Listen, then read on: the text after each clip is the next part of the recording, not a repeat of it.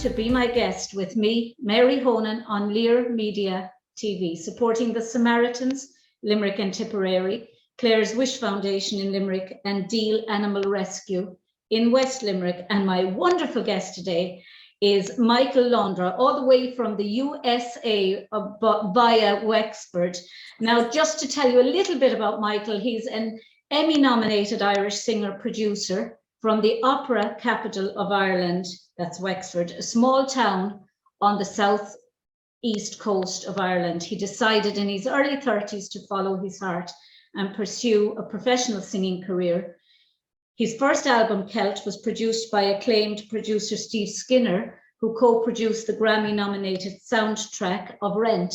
He's also worked as an arranger, co-producer for Bette Midler and Celine Dion, and has collaborated many times with Arif Mardin, producer of Norah Jones's acclaimed CD. The album was released in 15 countries worldwide, selling particularly well in Korea, where it reached #1 in the world music charts. Welcome, Michael. Well, thanks very much. It's lovely to be talking to somebody 4,000 miles away from here I am. I'm in the middle of the Midwest in a small little college town called Ames in Iowa. Iowa. Iowa is a farming. It's all. Yeah, so while I live in the heart of a town, a college town, it's a lovely little college town. Iowa State University is here, but a lot of the university would be agricultural and engineering based. Right about 2 miles outside the town, it's cornfields as far as you can see. Yeah, and what made you decide? I know you were in Riverdance. You took over as the lead singer in Riverdance, and that's, I suppose, a connection we have. Although Riverdance just started, I think 3-4 years after I gave up as principal dancer in Bunratty. Oh yeah.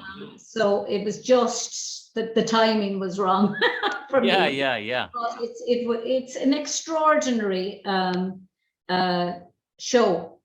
And it gave extraordinary coverage to Ireland. It actually brought Ireland from the stage Irishness of Ireland to people seeing Ireland in a more glamorous, I suppose, and a more progressive way of looking. What do you think yourself? Well, I think like working things were happening. It happened at the right time. Certainly the show is creatively it's as high end as you get. The music is magnificent, as is the choreography, and it's a very simple show. There's nothing, there's no laser beams or helicopters dropping in on the stage. It's Irish art at its finest, and that's probably the key to it. But also it happened at the right time. Celtic Tiger was booming, and people were looking at Ireland differently. So and Riverdance and the people behind it captured that, and essentially became the poster boy or poster girl for Ireland as it was in the late 90s. Certainly being part of the show in New York, and when it was, we played Radio City and then on Broadway, it was the whole world was talking about it then, and it was great to kind of sell Ireland, for want of a better phrase. I know some friends of mine now who actually danced in the show in Radio City, and it was for them it was just Mecca, really. We have to go on before we go any further about your two beautiful fur babies there. Love that. You're an animal lover, aren't you? Totally. These two fellas run my life. This is the little fella's Billy, and the big fella is Alfie. Alfie's a wanderer, so you're lovely, and they were both rescues, and they decide whether I'm on tour, they decide whether I'm going to Ireland, they decide whether I'm going to stay in the house for the day. You find it very hard when leaving them? I do, but I honestly, that's what I've done for 20 years. When you're a touring musician, or now I produce a lot more, so it involves travel. It was just, even during the pandemic, it was very strange for me to be in the house and home, because I've spent most of my life on airplanes. And Yeah, Ricky Gervais. I was looking at a thing on Ricky Gervais, and he said of all the people he misses the most and least likes to be separated from are his dogs, because he said he looks at his dog's face on a Friday. He looked particularly at the dog in the last movie he was in that he wrote, and he said when it was over, he said he looked at the dog and he looked at his eyes and he thought, he's not going to really know why he's not going to see me on Monday. I know. And he said, I mean, they make you think outside yourself, I think, you know. They make you more human. Yeah. I think they bring out, I think they bring out the best they bring out the best and the worst in people, I think, sadly, for some people. They also bring out the worst. See, this fella, the little fella, he's the ruler of the house. So I'm convinced he smokes about 20 cigarettes a day when I'm not around. Like he's a Bond villain. That's who he is. And a bottle of whiskey. Yeah. And he's definitely bad-mouthing me as soon as I walk out the door. That is for sure. But he's brilliant. Yeah. And he went through a terrible life as a pup, you know. And so we got him when he was 4, and took a while for us to win him over because humans had been not very nice to him. But he's the best in the world. You know, I mean, I've always had, up to recently, I've had purebreds, and then you get accidental strays that land on your doorstep. And now that at one stage I had 4. I had a greyhound as well, and he vanished. All right. And I had, 3 others. And then, as I said to you before we started, my Millie had to be put to sleep, and it destroyed me. It's still it's the first time I've ever actually had anything I love that much in my arms dying.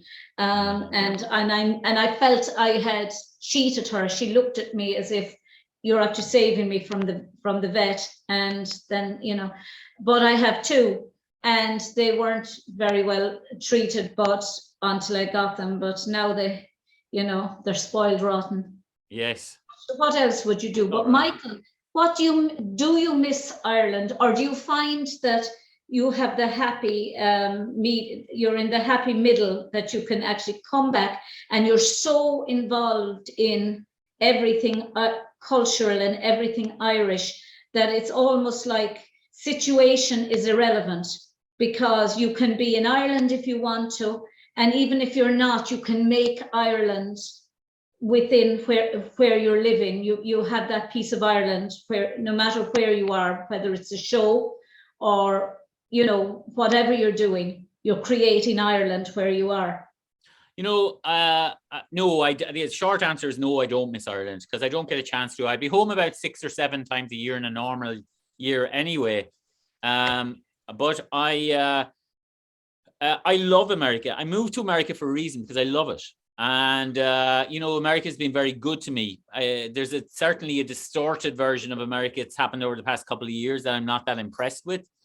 But I've managed to create a very nice life where I have the best of both worlds. And now, I remember when I first moved, because I first moved to New York long before Riverdance. I was there for a year. And I remember having to write letters, and that was the only connection that I had. You'd be saving up for one of those telephone cards to be able to afford to talk to somebody in Wexford. But now, God, I know everything that goes on in the town.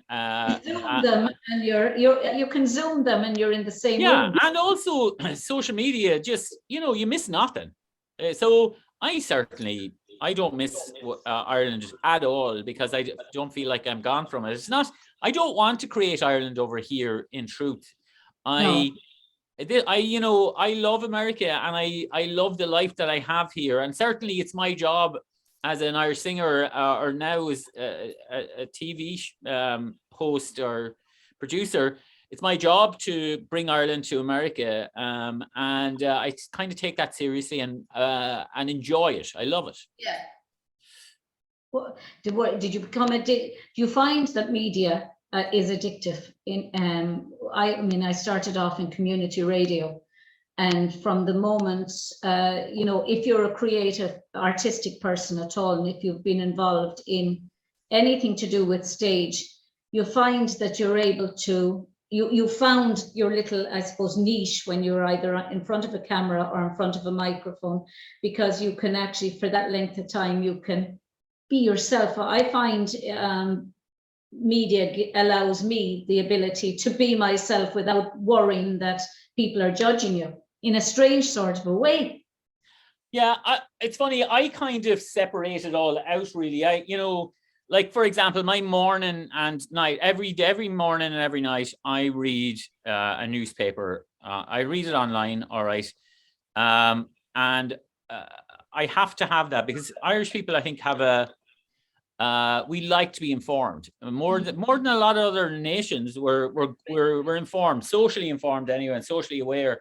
And I'm not quite sure the reason for that, but that kind of stems, that creates my addiction to media. I kind of don't pay attention to nonsense. I'm a very busy person, so my day is very full. And so I use Facebook to connect with my family in Wexford. And then there's a business element of Facebook for the TV show. But no, I'm not. I don't get distracted. I'm a very annoyingly focused person. Yeah, it's very hard for people who like us who are probably focused and driven. When you're around people who are just so relaxed, and you want them to be as driven or as focused as yourself. Yeah. However, I in America, people are more focused. In general, they are here. I don't think they are here. I think we have that. But that can be a good thing as well, though. It'll be grand. It'll be fine. I hate that phrase. I know when I'm trying to organize shoots in Ireland. I can't. It's my pet hate. It'll be fine. It'll be grand. Yeah. It'll do. I hate those phrases, but you have a PBS special, Beyond Celtic. Tell me about that with Mindfox Productions. Yeah, we did that. Actually, it's 10 years ago when we filmed it, but it's a massive production. PBS specials are essentially concerts shot specially for TV. We filmed it in LA, and in truth, I didn't love making it. I love being a performer, don't get me wrong, but I like being behind the scenes probably an awful lot more. And I like to be in the driving seat, and I certainly wasn't with that. But it had a great effect for my singing career connected to TV, and in that, it kind of introduced me to PBS audiences, and it certainly, I started playing, 4,000 seaters instead of 800 seaters because of the PBS special. So that kind of certainly helped. But yeah, that was my first kind of hands-on introduction to PBS as a network, and that's how I got to know everybody in the channel and built relationships, and that's how we brought them the first TV show episode. It's been shown nationally 400 times. Well, that was the concert special, but the TV show now, the first season aired 4,000 times. 4,000. Wow. Yeah, I know. Look, I haven't a clue for whatever the reason is. Thank God, because they like it, and there's the demand for everything Irish. But Michael, there's also the demand, which I think, for everything good that comes out of Ireland. The culture. I mean, that will always stay. This image of Ireland as being a cultural country, a mythological country, and I think that mythology and Riverdance used it beautifully in their sets and everything. They played on the mythological side of Ireland rather than the I won't say Shanos, I was going to say Shanos, but rather than the I suppose Shamrocks and Shillelaghs. Shamrocks and Shillelaghs. Don't get me started on Shamrocks and Shillelaghs. But yeah, I will say, I don't want to correct you there. I don't. I think that Irish people have a a notion that if you make something Irish and bring it to America, that they love everything Irish. They certainly don't. Don't they?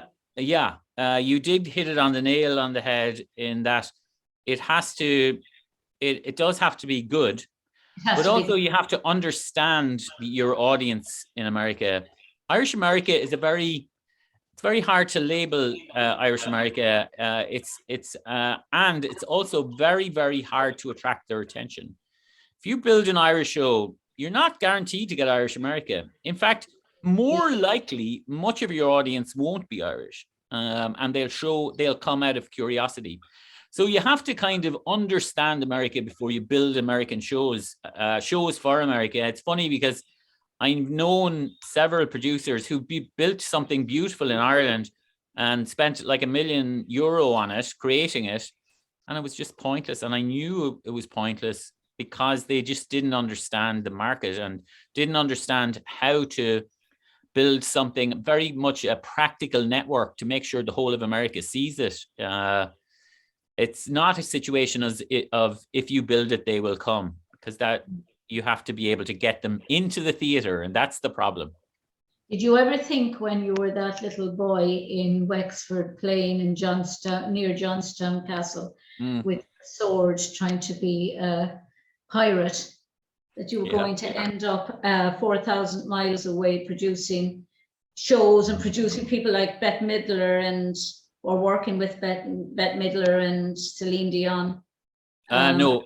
So when I grew up, I did always have a sense of adventure. So I knew I was always going to move away, not because I hated Wexford, but I loved Wexford, but I always wanted adventures. I remember we have the opera festival there, and so every year for 3 months, the cool thing about Wexford town is that all of these exotic, cool people from all over the world would come, and they'd walk along the main street, and I'd look at them, and they'd be wearing these cool clothes, and it'd be different colors because it was the whitest country in the world back then. It was awful. And I just thought they were the most fantastic people, and I wanted that in my life. And so I honestly, my earliest memory was thinking, I'm going to move and see what people are like in the world, And we were I was born in the UK and came here as a child. My mother was very Irish. But, at that stage, people were very white.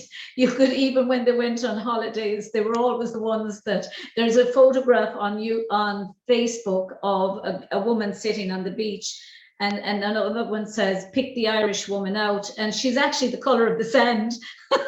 I know it. Yeah, I actually am very lucky. For season 2, we did a genealogy search for my family. My grandfather was from Mayo, and I just didn't know very much about his background. And we did a search, and as a part of it, we did a DNA thing. So I'm 97% Irish, but I'm 3% bizarrely South American. Wow. Meso-Andean. And the explanation is that maybe it's connected to the Spanish Armada. Yes. And so that makes sense. I have the pale skin, but I go brown in the summer, very brown. So I attribute that to the 3% Spanish in me. Yeah, I was born in England and with an English father, an Irish mother, a Welsh grandmother, and her grandmother was Jewish. So that's cool. That's like licorice all sorts. And I think if I did a DNA test, there could be something really like a licorice all sort. Yeah. I love that. I mean, that's what the world is all about. It's a great big world of different types of people, and certainly that's for sure the reason I left Ireland. You have worked in Haiti, and that interested me as well, because a good friend of mine, her mother's an Irish dancing teacher, and she lives in America. She and her husband would be very friendly with Ambassador Dan Mulhall. It was she who connected me with him to interview the Irish ambassador to the US. And Sharon, her husband he set up this company where they produce water. And they brought some of it to Haiti many times to try and provide water for the Haitians. So when Sharon was on my show talking a few years ago on my radio show, she was talking about her husband giving the equipment to the Haitians. Tell me what got you interested in, I suppose, Haiti and concern worldwide. So I lived in New York for 15 years, and the Concern office in New York is very much a part of Irish America there, and certainly a column in being Irish. And I was asked to be involved in some fundraisers, and the good thing about Haiti is that it's very close to the US. It's a couple of hours. It's actually about an hour and a half from Miami flight, and yeah, it's the poorest country in the Western world. And so I went down there about 10 years ago for the first, actually more, 15 years ago for the first time. And I went back about 8 times because I love the place. Haitians are brilliant. They've just been treated horribly by many nations and abused by many nations. And of course, now they've got this perpetual state of corruption. And unfortunately, I don't see that much light for them. Concern have been there the whole time. I think they're there about 25 years, easy. And that's what I love about Concern. They're in there for the long haul. They're not just there during the huge tragedies. And my focus was water as well. I was focused on a place called La Gonave, which is a tiny little island off the coast of Haiti, all Haitian. And access to clean water is just a huge problem. Little kids like 6 and 7 walking 3-4 hours to get a couple of buckets of water to bring home to their family. So they spend their whole day, instead of going to school, obviously, because they need water. And that's a massive problem. So yeah, I loved it. I loved the place. I went back there not just because of Concern, but because I loved it so much. People are brilliant and resilient and optimistic and cool. So it's a soft spot. I have a soft spot in my heart for it. And it brings you back to, I suppose, to reality. I suppose you're in a creative world where everything is magical, and I suppose everything is farcical and everything is fictional. And then suddenly you're brought back to reality with the work that you do in Haiti and with Concern, and you're an ambassador. And I think every artist has a responsibility to kind of dish out some harsh reality every so often. Certainly, there's something very real about being involved in show business. It's not for the faint-hearted. No. Let me tell you, I've been very lucky. I mean, really lucky over the years. But I know some people that show business has crushed. Yeah, it was my life. I mean, I was never involved in anything else from the age of 4 up to when my parents died suddenly just after each other, and I gave up show business and that. But once an artist, I suppose, or once you've gone down the road of performing, you'll find ways of trying to recreate that. And I suppose in some way this is my way of feeling that I'm still part of the creative world, where you're almost, I suppose, show business, if you like, without it being on a stage. What I loved was the different people coming every night. You never saw the same group of Americans. You never saw the same group of French people. And everyone looked, as you said, exotic and different clothes and different languages, and for that length of time you felt you could be 100% yourself because nobody was going to meet you again. yeah exactly. Yeah But you're as I said to you, you're an ambassador for Concern, but you also performed, and you were invited to perform at Arlington at the graveside of President John F. Kennedy for the JFK 50th celebrations. President Kennedy was always kind of a light in my life as a child, because he kind of represented what Ireland was, what America was. And obviously he was a Wexford man, so I identified with that very much. And my first ever stage role was I actually played Bobby Kennedy in Dublin, and so I always had that connection. And when they did this JFK 50 celebrations in 2013, they asked me to go to Arlington, and so I stood at the grave and sang Around the Vian for all of the Kennedy family there. And I have to tell you, I sang it terribly because I was so full of emotion that I made a complete hames of it. But luckily, the next day, we all flew to Ireland to Ross, and I did a concert with Judy Collins, and I kicked it out of the park that day. So I made up for it when I got to Wexford. Yeah, but I doubt it's not possible for you to have made a hames of it. Oh no, honest to God, it was a disaster. But luckily, I don't think nobody else noticed. I do remember what I tell you. I do remember I bought a lovely cream suit. I thought I was gorgeous, right? I had the new suit. I spent a fortune on it. And Arlington, it was June. It was in Arlington is super hot and humid in the summer. Oh, my friend is buried there in Arlington Cemetery. Oh yeah. Well, she's only buried there this year, last year. Oh right. Well, let me tell you, don't visit the grave in the summer. That's I would say to you, because it is.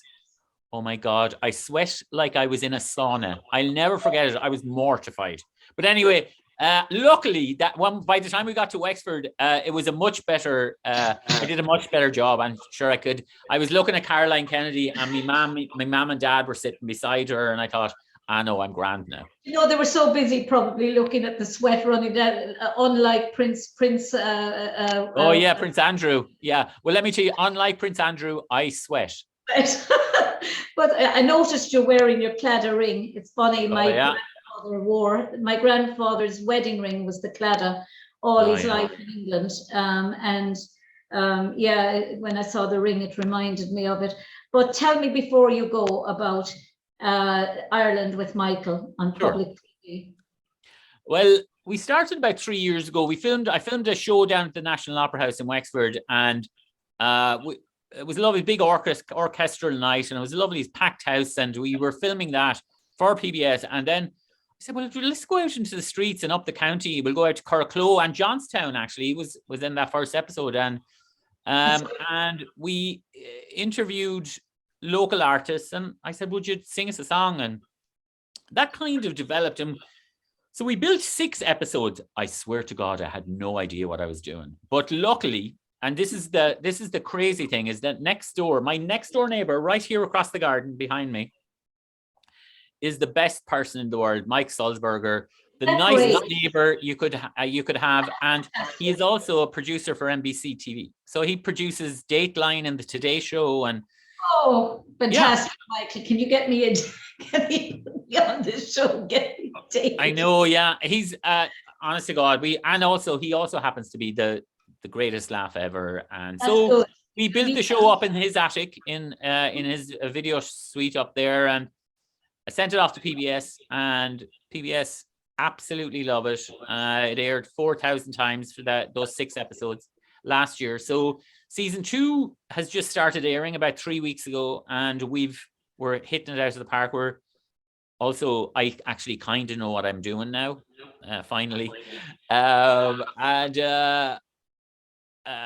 But you have to be thrown in at the deep end. You have. That's the way you learn. Yeah. You could sit back forever and say, "Oh, I don't know how to do it, and I'll get good at it, and then I'll do it." You just need to just jump in. Yeah. Do it. Feel the fear and do it anyway. You can see it with your dogs. If you threw them into the river now, and they've never been in a river, they'll automatically swim. Yeah, figure it out. Yeah. You know, and well, now luckily I figured it out fairly quickly. Definitely in season 2, I look like I know what I'm doing now. And we're starting in 3 weeks. 3 weeks I fly home, and we start. We're doing an episode in Cashel, and then we head down to Cork for 2 episodes. So we'll be there about 10 days. Well, we have a guy with us here. He does a show called the Limerick Historical Society show. He's the president of the Limerick Historical Society. So we sat actually watching your shows the other night, the three of us. Oh, right. On YouTube. and he was very impressed because he's done a lot of work now for Who Do You Think You Are in America. Oh, yeah. They asked him to trace the family history for Stephen Colbert. Oh, I remember that actually. Yeah, yeah. Or Stephen Colbert. Yeah, Colbert. Yeah. You're Colbert. Yeah.